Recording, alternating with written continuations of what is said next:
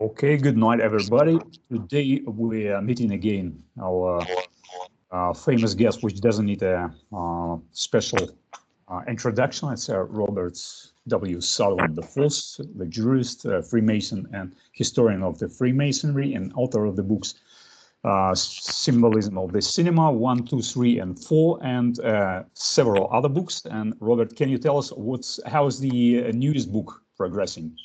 Yeah, no, everything's coming along well. I'm here in Baltimore and everything is coming along good with my books. I've been doing, I'm actually working on two books at once, and then I'm actually going back and working on new editions of some of my earlier books. And this is kind of one of the reasons why I reached out to you was I'm doing a newer edition, a third edition of the very first movie book I did, which was Cinema Symbolism. And in one of the trilogy of movies that I covered in there, of course, was Back to the Future. And I remember in a couple of our last chats, we talked about this, and I agree with you that I even since doing this, I discovered some strange anomalies with these things, that there is some sort of, clearly there's like a Wizard of Oz link. There's the thing with Zemeckis with the Twin Towers. And then, of course, he made the movie about the tightrope walker. And then there was the whole thing with the cab. I'll get into. I don't know if you're aware of that one with Biff. And there's a Trump thing going on. And I couldn't remember all of them. And I know there's a John F. Kennedy allusion, of course. I think it had to do with the sun more than JFK, but I couldn't remember all of it. And I reached out to you, and of course, here we are going to talk about it this morning, where I am. Okay, let's go step by step. So we just go over some things we discussed before. So to remind the viewers what we actually previously discovered, and then you try to uncover something which I don't know still. And I have some new information about the Trump thing, which is continuing to pour out since, like, I don't know, at least since the middle of 80s. And the connection between Trump, Twin Towers, Wizard of Oz is so uncanny, and it's still persisting. It's not accidental at all, because since at least 40 years, the politicians and the show business is always likening Donald Trump to the Wizard of Oz. But we'll come to this later. So out of the previous conversation, we discussed several connections between, let's say, the Kennedy and Wizard of Oz, which first thing is obvious. The JFK was the personal friend with Dorothy, which is Judy Garland. She helped him with his campaign, the first campaign, when he was campaigning against Nixon, and she was kind of promoting JFK in Hollywood. There are several reels confirming this, and of course, since Judy Garland, which was by the time I think in her 50s, she connected to JFK not for nothing, because JFK always stated that he was a fan of Dorothy and Judy Garland, and he was fan of the movie in general, which I believe came out in 1939, if I'm not mistaken, right? Correct. Okay, so we also pointed out that there are several very suspicious deaths during the filming of the Wizard of Oz. Like, one of the Munchkin was found hanged and actually bouncing and dangling behind the four protagonists, strolling on a yellow brick road, which was actually removed later digitally. And somebody even found what was the name of this guy who actually hanged up on a set. It was a midget from LA, and coincidentally, in one of the LA papers, it was the some kind of obituary of the guy which was missing, and then it was synchronized with the finding of the guy on a set. So obviously, it was the same midget which was playing one of the Munchkins. Okay, and the other thing was connection to Robin Williams and Jack. Remember the movie? I don't remember the year. I believe it was somewhere in 2008, maybe earlier, 2006 probably. You don't remember that? Oh no. Well, the Jack movie with Robin Williams comes out in 1996, I believe. 1996. Okay, a bit earlier. So there was an obvious connection because first there was Ruby Slippers, so it's obvious nod to the Wizard of Oz. And then there was also 42 all over in the movie. In fact, for example, the Dorothy Gale gematria is 42, which is also 42 degrees of the visibility of the full rainbow. If you're looking from the ground and you want to see the full rainbow, it's only possible to see when it's 42 degrees in relation to the viewer on a horizon. So also there was a Ruby in the movie, and Ruby in the Glass House, which was played by Lily Sobieski, and Lily Sobieski was also linked to the rainbow through the Eyes Wide Shut, because she was the daughter of the shopkeeper, this Milic guy, who actually rented to the doctor played by Tom Cruise the cloak and the costume. And he was actually renting out his daughter to some Japanese gentleman, remember? And his shop was called something like a rainbow shop. And also Lily was, I believe, prominently featured in Jack as well. So when a Jack was delivered, obviously his mother was wearing ruby slippers, which is visible in the screenshots. I will probably attach it to the to our recording. So somehow they propped all these connections to the Wizard of Oz, to the Jack movie. And moreover, Robin Williams, which has recently surfaced, he likened Donald Trump to Wizard of Oz. I found the recording from 2012, so just 2 years before the death of Robin Williams in 2014. For example, here is the article in the Independent newspaper from 2020, came out on 10th of August, and they say there's a video of Robin Williams roasting Donald Trump has resurfaced after a tense exchange between the comedian daughter and the president's son, which I don't know. I don't know what was the beef. Eric Trump recently shared a clip of Williams making fun of Joe Biden.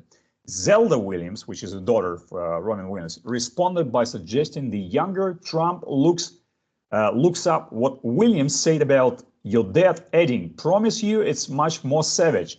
While she didn't reference specific lines, Twitter users shared an excerpt from 2012 comedy set during which Williams took several jabs at Trump.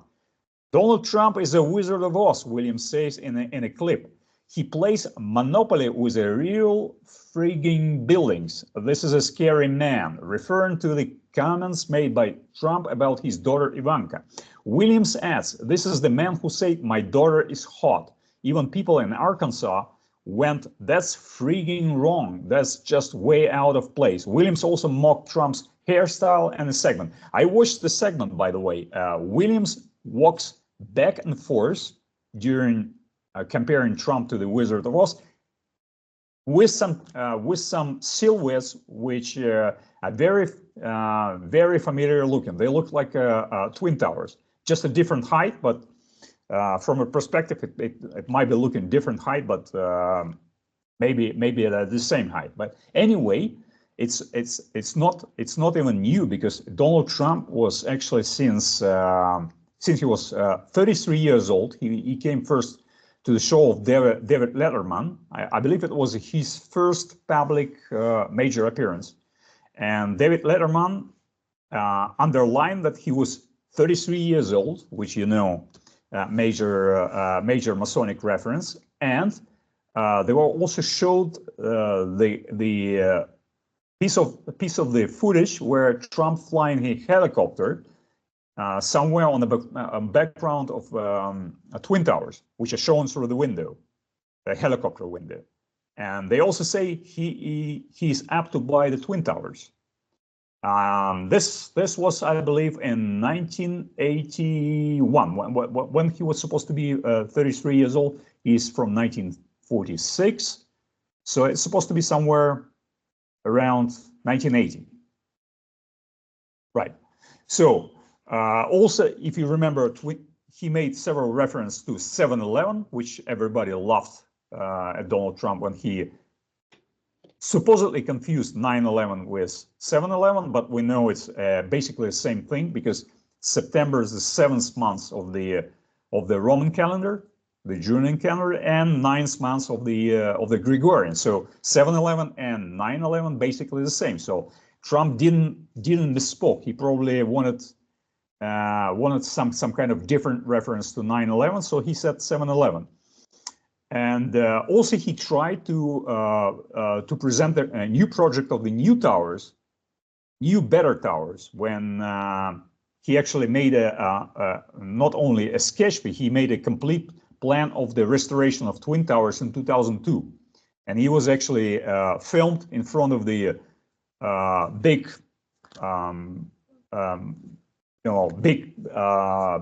mock-up Twin Towers, probably 10 feet high, but just in front of them when he was presenting the plan. Of course, the plan was rejected, but anyway, he went public with this, and there is the footage. It's hard to find, but it is there.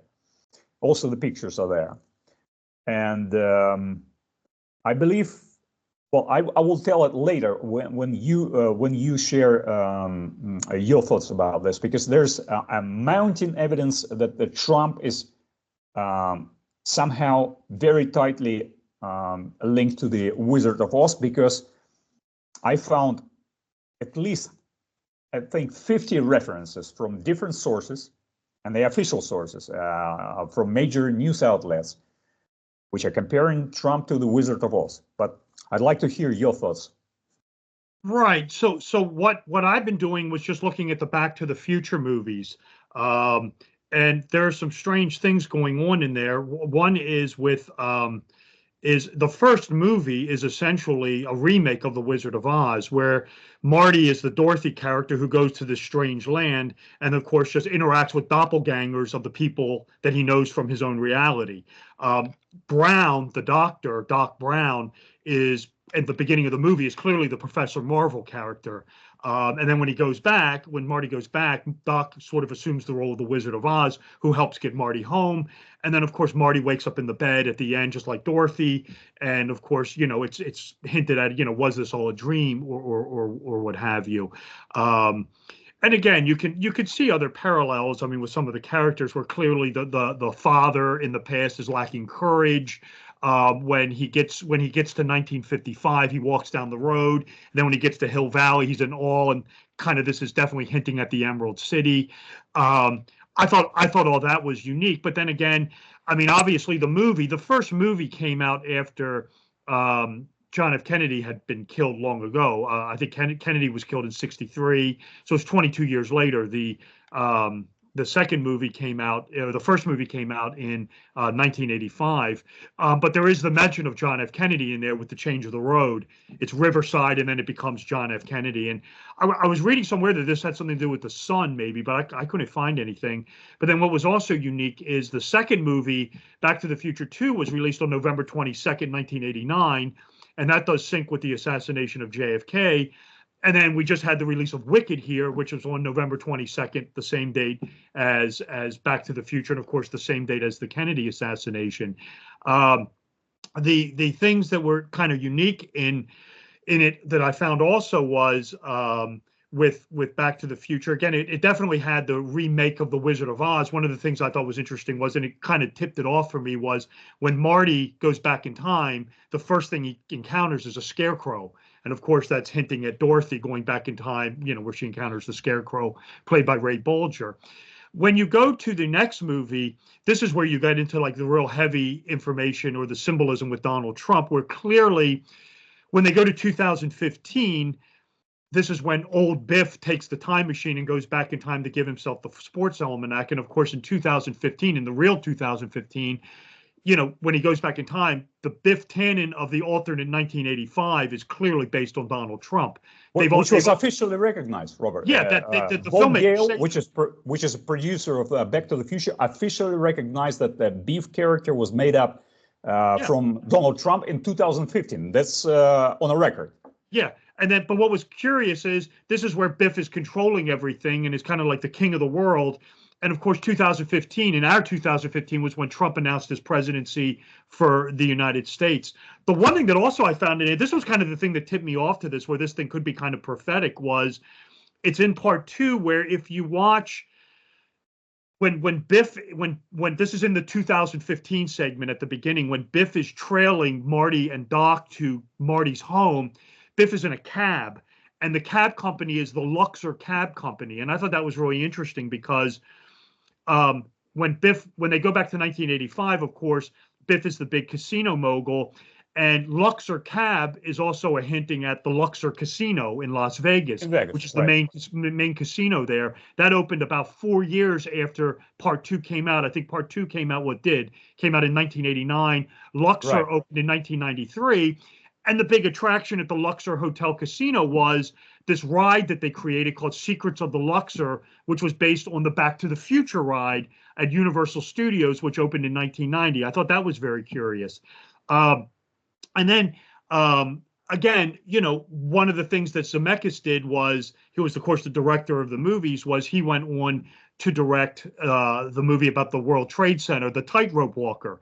I think it's Philip Petit, I want to say. Philip Petit. Right. Yeah. Well, what was interesting with that was, if you watch the first one, and I'll be the first to admit, when it comes to the 9/11 symbolism in Back to the Future, I talk about it, but I don't think it's the strongest evidence. But clearly, you have the whole thing with the Twin Pines Mall. If you take the time and turn it upside down, it's 9/11. And then in part 2, the Twin Towers are seen upside down and looks like they're crashing down. But then what was kind of curious, and this is actually reality, was with Petit, when he did the tightrope walk in 1974, he did it 490 days after the World Trade Center opened, and of course 490 is 7 times 70. The distance between the two towers is 42 meters, and he walked for 49 minutes, which is again 7 times 7 or 77. I thought that was very interesting. So a lot of strange things going on with the Back to the Future, with John F. Kennedy, with the Wizard of Oz. There are clearly syncs there. I was trying to link it up to the son, John F. Kennedy Jr., but I haven't been able to do that so far. But without question, strange things going on in those movies just about how they place different things, like with the Statler Toyota dealership, how that pops up all over the place. The thing that's interesting, they clearly knew what they were doing when they made these movies. The thing in part 2, that is clearly intentional, and it's more of a trope than anything else. And this is when Marty is going into the Biff Tannen Museum. I just put a blog up about this. The wax figurine of Biff is holding the gold horseshoe. And then when you see it, it goes immediately into the video monitor of the history of Buford Tannen. And then, of course, in part 3, Buford Tannen kills Doc over the thrown horseshoe. And then in part 3, when the clock arrives to be the clock tower, the time is 10:04. Of course, that's the lightning strike. And then when they take their picture in front of it, it's 8:08, which is 88 miles. Very interesting stuff in Back to the Future. And by the way, Robert, the 4 past 10, it's let's say you can view it as the October 4th, which leaves 88 days to the end of the year. Right. That's right. Yep, absolutely. Yeah, that's absolutely correct. Very interesting there. So definitely some strange stuff going on in Back to the Future, and how it does link to the Wizard of Oz. And clearly the Biff Tannen character of 2015, without question, is meant to be Donald Trump, or excuse me, the alternate 1985 with the casino, clearly meant to be Trump, coming back from 2015 when he announced his presidency. Very, very interesting. Very, very strange syncs going on with that. Yeah, I would like to remind to our viewers that it might seem to the new viewers, except not the people who actually watch our conversations and my earlier video, or read my books, or your books, Robert, that it might seem as the like haphazardly piled factoids, which are curious but not making any logical straight line. But I could tell you that in relation to the Back to the Future and Donald Trump, there is the strong connection, not only recognized by the producer and probably by Zemeckis himself, but he didn't publicly actually utter his opinion about this. But Bob Gale, which was a producer, did recognize it in 2015 that actually Biff Tannen not only physically appeared in the movie as Donald Trump, but they also showed the casino, which is looked like the Atlantic City casino of Donald Trump, which is demolished. There were bikers, and you remember the Bikers for Trump, which appeared in 2016. There was a big movement. Bikers showed up in Washington D.C. and defending Trump and stuff like that. But also there is the uncanny connection to the Kennedy, which we point out, and it may seem also very accidental, but it is not, because not only Marty, when he went back to 1955 and he went to his home and they asked him where he lived, he said, well, Kennedy Drive, and he made a gesture like this, like he pointed the gun. And these guys who lived in his house, they asked who's Kennedy, because he didn't know about Kennedy in 1955, right, because he wasn't the president yet and wasn't even nominated. But then remember when they were showing the shop window with this pawn shop or whatever, where there was displayed the old TV, some at the almanac as well. It was also on a window, and also the head of the Kennedy. I think that it was a bronze or steel, I don't know, some kind of metal head of the Kennedy. So Kennedy was there, but not only that. Just by sheer coincidence, I looked again at the 11/22/63 by Stephen King, which came out in 2016, right? So the guy goes back to the future, basically, no, back to the past through the portal, played by James Franco. And he tries to prevent the assassination of John Kennedy,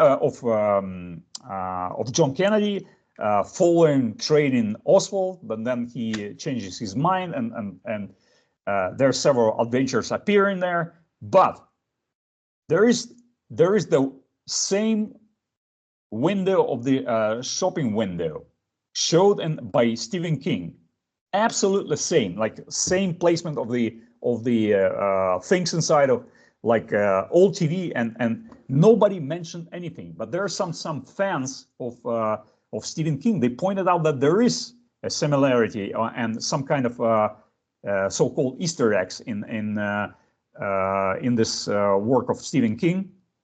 But nobody mentioned that the window of the shop was exactly a replica of the Back to the Future #1, where they actually pulled the almanac, and also the main character played by James Franco, he goes back to the past with the almanac just to make money on betting. So basically, King is using the same concept. So there is a Kennedy and Twin Towers as somehow linked, and Back to the Future is linked to the Kennedy, but not only by Back to the Future itself and Easter eggs inside, but also by Stephen King and his 11/22/63. And what else? There is the time portal, basically time portal. The guy goes back through time portal in some kind of diner in Stephen King's show, and actually Dr. Emmett Brown, if you read his name, the full name, Dr. Emmett Latrobe Brown, you get in the portal just backwards, the word portal. So it's not accidental, and he also it is also referencing Werner von Braun, actually the founder of the Apollo program, the space program, which was actually a good friend of Kennedy, which was before that actually prime developer of of the rocket weapons program in Nazi Germany. He was evacuated or brought to US through the paperclip program, which was a secret program funneling Nazi scientists and other elements into US and other countries, also to Britain. And Dr. Brown, in the show Back to the Future, I think in the second or third, actually confesses that his name, before he changed his name, his ancestors were called Brown, like B-R-A-U-N, like Werner von Braun. That he came from, that his ancestor came from Germany. Basically, he confessed that his name, his family name, has something to do with Werner von Braun, also the inventor. It's an obvious parallel. And the Lloyd, Christopher Lloyd, actually appears in a number of movies which are featuring 88. So by the way, the movie called 88 came out in 2015. Everything linked with the time travel, and he appears in all movies linked to the time travel and featuring 88 by number or by some other concept. So the Twin Towers, 88, and the rest appears basically everywhere. And for example, I'm reading now that apparently the Ruby Slippers from the original 1939 movie are put up for auction. Let me pull up the article. It's from 19th of November, by the way, 19th of November. So it's 1911, right? 9/11 by numbers. So BBC states, Wizard of Oz Ruby Slippers go on display in London. An original pair of red glitter slippers worn by Judy Garland in the famous film The Wizard of Oz are going on display in central London. The slippers are one of the only 4 surviving pairs made for the movie, were worn by the child actress in several important scenes, including the ending where she clicks her heels together 3 times while saying "There's no place like home." By the way, the gematria of "There is no place like home" is 88, and it's not accident at all. They will be on for show on Heritage Auction London sales room in offices in Hanover Street from 28th of November, which was yesterday, right? So until the 5th of December as a part of an international exhibition. The shoes will will then be auctioned in Los Angeles on the 7th of December with a guide price of 2.3 million pounds to maybe 3.8 million pounds, so which is 2.9 to 4.8 million dollars.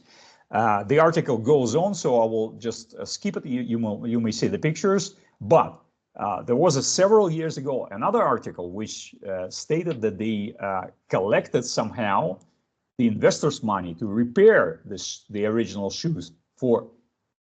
Would you guess how much they pay for the restoring the shoes? I don't know, but I know they pay those shoes, and when they sell them, and any prop goes for a fortune. I know that. Yeah, but they were not selling; they were just repairing. Oh, how much? How much? 300,000. Oh, wow. Yeah, I mean it sounds insane for repairing just a normal prop. 300,000. So it obviously has some special meaning. So that's why it showed in the movies. In many movies, such like Jack or Glass House with Lily Sobieski and so on. And of course, which is the thing I previously mentioned, the Judy Garland, right? The hat worn by Jack Rubenstein, which is Ruby Slippers, Ruby, who killed Lee Harvey Oswald in the Texas police station. He was wearing the hat, which is a very famous producer of the hats, famous in Texas. It's called Resistol hat. And the Resistol hats are made in Garland, Texas. Would you believe it? Yeah. So even that, and in Kennedy, I believe on a 6th floor museum of the Texas Book Depository, from where the Oswald was supposedly shooting at Kennedy, there is the original Jack Ruby loafers worn by him when he shot Oswald